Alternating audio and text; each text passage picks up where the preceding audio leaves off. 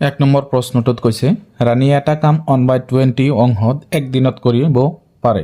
গোটেই কামটো কৰিবলৈ ৰাণীক কিমান সময় লাগিব? তো ইয়াত আমাৰ লিখি লওঁ আমি যে ৰাণীয়ে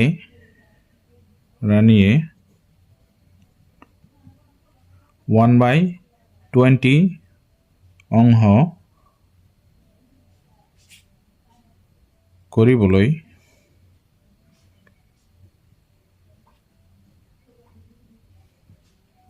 সময় লাগে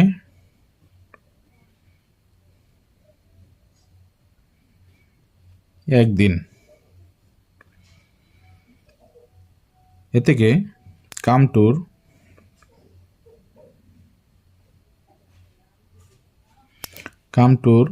এক অংশ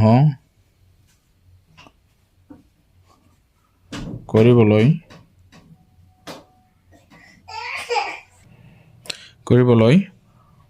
সময় লাগে equal to 1 হৰণ 1/20 তেনেকুৱা হ'ব। ইমান দিন বুলি আমি লিখিম। এতিয়া 1 into এইটো যদি উল্টাই দিওঁ আমি 20/1 পাম, ইমান দিন হ'ব। তো মানে গোটেইখিনি কামটো কৰাৰ কাৰণে আমাৰ কিমান দিন লাগিব সেইটো ওলাব। গতিকে আমি এইটো কিমান পাম? 20 পাম, অৰ্থাৎ 20 দিন। therefore ইয়াতে আমাৰ লিখিব লাগিব যে গোটেই কামখিনি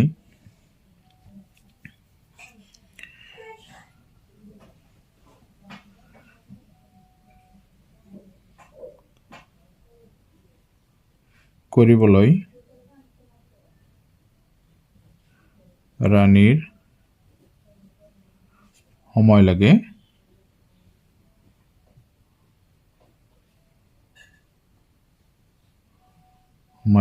20 দিন।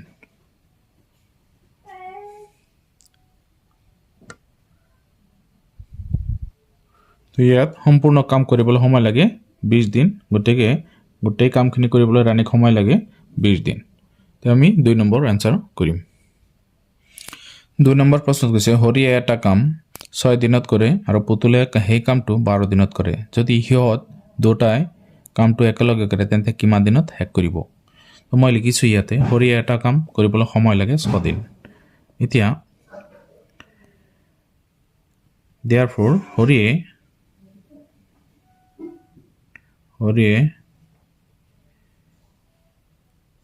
কামটোৰ যদি কি কৰে একদিনত কৰিব যায় তেতিয়াহ'লে কিমান অংশ কৰিব? হৰিয়ে একদিনত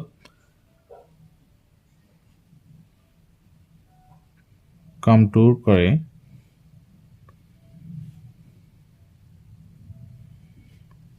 1/6 অংশ। যেটো কাম সি 6 দিনত কৰে সেইটো একদিনত কিমান কৰিব? 6/1 অংশ। তো এইখিনি একদিনত গ'ল। এতিয়া আকৌ পুতুলে কৰে কামটো, সেই কামটো 12 দিনত।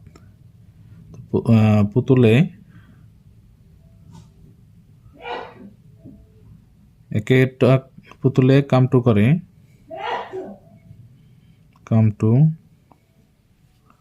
কৰিবলৈ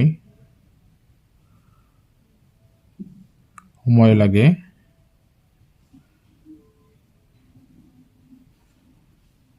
12 দিন।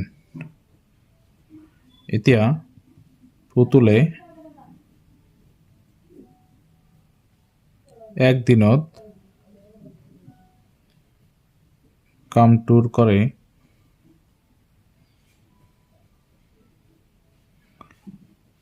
তো 1/12 অংশ। তো এইখিনি কাম একদিনত কৰে 12/1 অংশ। সি যদি 12 দিনত কামটো কৰে তেতিয়াহ'লে এদিনত 12/1 অংশ কৰিব। এতিয়া দুয়ো যদি একেলগে একদিনত কিমান কৰিব? এতেকে দুয়ো একেলগে একদিনত কামটোৰ কৰে। তো আমি দুটা যোগ কৰিব লাগিব 1/6 + 1/12। তো এইখিনি কাম কৰিব ইহঁতে এতিয়া যোগ কৰি আমি চাওঁ কিমান পাওঁ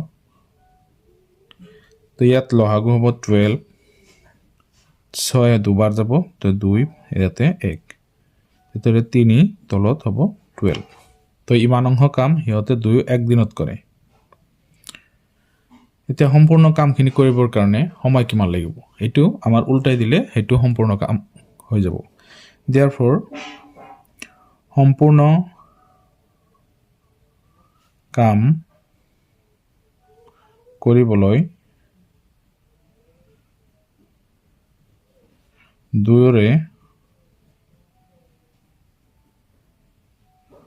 সময় লাগে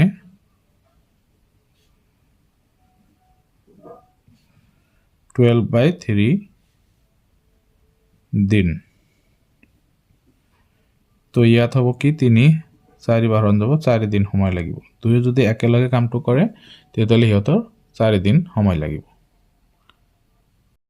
3 নম্বৰ প্ৰশ্নটোত কৈছে সুমিত্ৰাই যেটো কাম 8 দিনত কৰে সেই কামটো প্ৰতিমাহে 10 দিনত কৰিব পাৰে যদি দুয়ো একেলগে কামটো কৰিবলৈ আৰম্ভ কৰে তেন্তে কিমান দিনত শেষ কৰিব পাৰিব তো মই লিখিছো সুমিত্ৰাই এটা কাম কৰে 8 দিনত তো এতেকে এক দিনত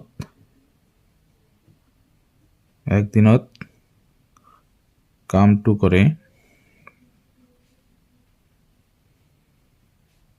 1/8 অংশ অৰ্থাৎ এটা কামৰ 8 ভাগ কৰিলে তাৰ এক অংশ কৰে প্ৰতিমাহে কামটো কৰে সেই কামটো 10 দিনত therefore প্ৰতিমাহে এক দিনত কামটো কৰে এক দিনত কামটোৰ কৰে 1/10 অংশ যেতিয়া দুয়ো একেলগে কামটো কৰে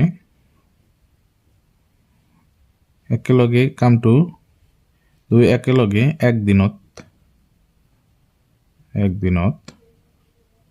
কামটোৰ কৰে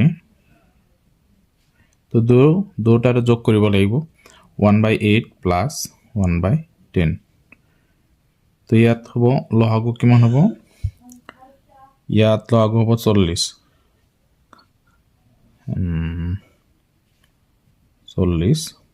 তো 8 যাব 5 বাৰ 10 4 বাৰ সরি 8 ঠিক আছে 9/40 তো এইখিনি ইমান অংশ এক দিনত কৰিব এইখিনি এতিয়া সম্পূৰ্ণ কাম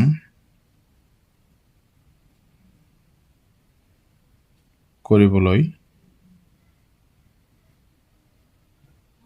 দুয়োৰে সময় লাগিব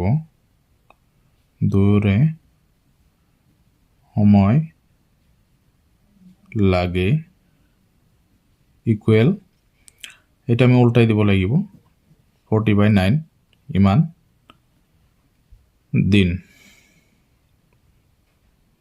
তো ইয়াত 9 হৰণ যাব 4 বাৰ 4 উল্টাই দিও কি হৰণ দিও তেতিয়াহলে 4 বাৰ হৰণ যায় 4 বাচিব আৰু 9 তলত ইমান দিন হ'ব 4 নম্বৰ প্ৰশ্নত কৈছে x y z জেদে x y আৰু জেদে এটা কাম কৰে ক্ৰমে পৃথকে 3 দিন 6 দিন আৰু 8 দিন কৰিব পাৰে যদি হিয়তে একেলগে আৰম্ভ কৰে তেন্তে কিমান দিনত শেষ কৰিব পাৰিব তো মই লিখি লৈছো x এ এটা কাম x এ কৰে 3 দিনত y এ কৰে 6 দিনত আৰু z এ কৰে 8 দিনত তো আমি লিখিম এতিয়া এতেকে x এ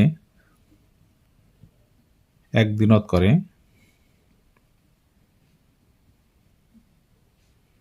1/3 অংশ y এ এক দিনত কৰে 1/6 অংশ তাৰ পিছত z এ এক দিনত কৰে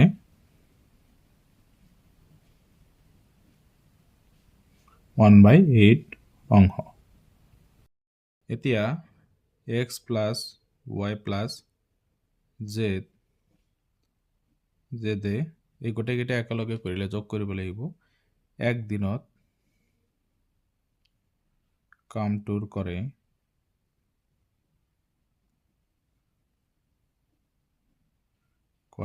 গতিকে আমি কি কৰিব লাগিব এইটো গোটেইকেইটা যোগ কৰিব লাগিব তো 1/3 প্লাস 1/6 প্লাস 1/8 তো এই তিনিটাৰ আমি লসাগু উলিয়াব লাগিব 3 6 8 তিনিৰে দিলে এবাৰ দুবাৰ ইয়াত না যায় দুইৰে দিলে এবাৰ চাৰিবাৰ আকৌ দুইৰে দিলে দুবাৰ হতে ইয়াত হ'ব 8 3 8 24 হ'ব ইয়াতে লসাগু 3 8 বাৰ যাব 6 4 বাৰ যাব 8 3 বাৰ যাব গতিকে 8 4 12 3 15 তলত 24 3ৰে কটাকটি কৰিলে ইয়াত যাব 5 বাৰ ইয়াত যাব 8 বাৰ গতিকে 5/8 অংশ কাম কৰিব এক দিনত তিনিজনে এতিয়া সম্পূৰ্ণ কাম কৰিবলৈ কিমান সময় লাগিব therefore সম্পূৰ্ণ কাম কৰিবলৈ সময় তিনিজনৰ সময় লাগিব সময় লাগে তাৰমানে ইহঁতে একেলগে কামখিনি কৰি আছে একেলগে কৰিলে সম্পূৰ্ণ কাম একেলগে কৰিবলৈ তিনিজনৰ সময় লাগে এটা আমি উল্টাই দিম 8/5 লিখিব লাগিব ইমান দিন আমাৰ হেৰি হ'ব 5 এবাৰ হৰণ যাব গতে 1 আৰু 3 বাছে গতে 3/5 এই দিন হ'ব তো ইমান দিনত কামটো শেষ কৰিব তিনিজনে একেলগে